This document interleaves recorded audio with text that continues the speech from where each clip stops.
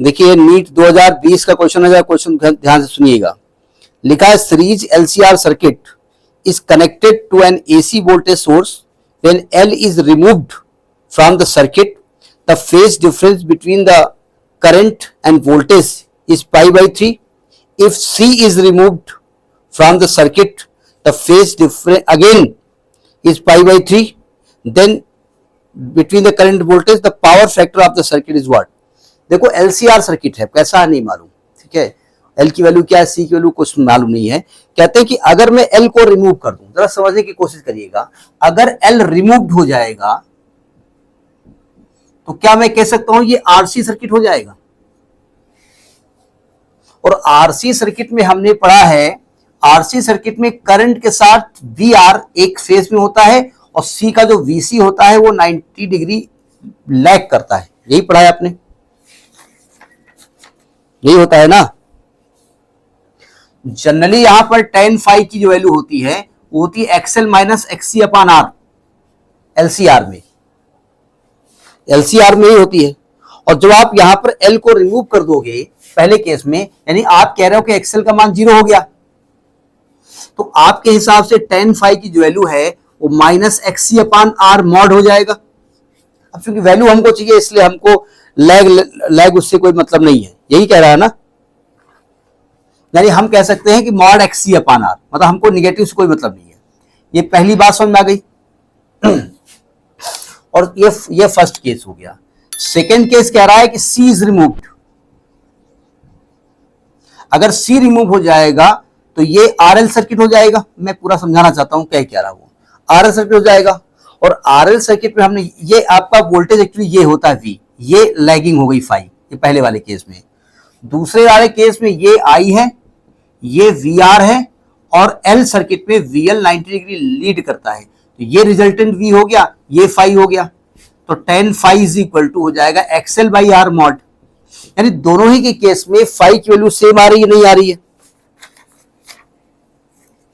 दोनों की केस में फाई की वैल्यू सेम आ रही है। अगर इस इक्वेशन, दोनों इक्वेशन को कंपेयर करें तो बाई इक्वेशन 1 एंड 2 क्या मैं कह सकता हूं कि XL बराबर XC यहां आ रहा है, इन दोनों केसेस को अगर देखा जाए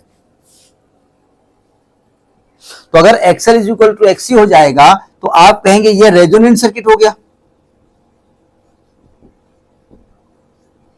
तो ये तो पहली बात हमें एक दिमाग में आ गया कि रेजोनेंट सर्किट है जहां Z की वैल्यू R की वैल्यू इक्वल आने वाली है। समझ में आई बात नहीं आई है?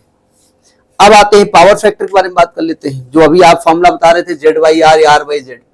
अब जरा पावर फैक्टर में cos phi के बारे में बात कर लेते हैं, ठीक है, कि पावर फैक्टर होता क्या है। एक्चुअली जो हम जनरल एवरेज पावर निकालते हैं तो हमारे पास फॉर्मूला आया था VRMS into IRMS cos phi, general formula जो होता है, ठीक है। मैं किसी LCR की बात नहीं कर रहा हूं।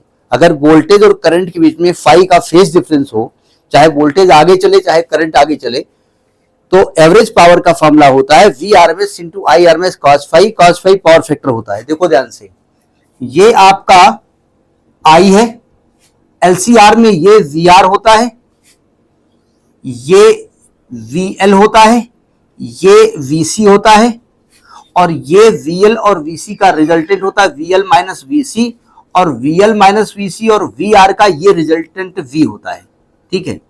और ये रिजल्टेंट का फेज डिफरेंस होता है फाई। सही कहा मैंने?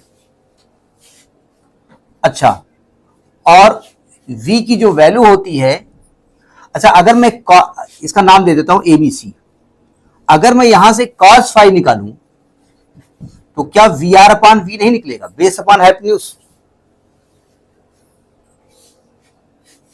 निकलेगा ना। तो VR तो हो जाएगा IR और V हो जाएगा IZ, तो R अपान Z आया कि नहीं आया?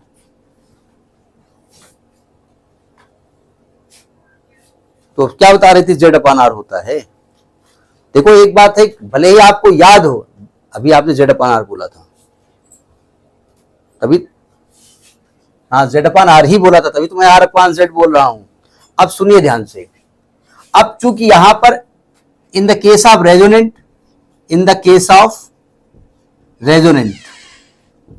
Z की वैल्यू R के इक्वल होती है, यानी cos phi की वैल्यू कितनी हो जाएगी?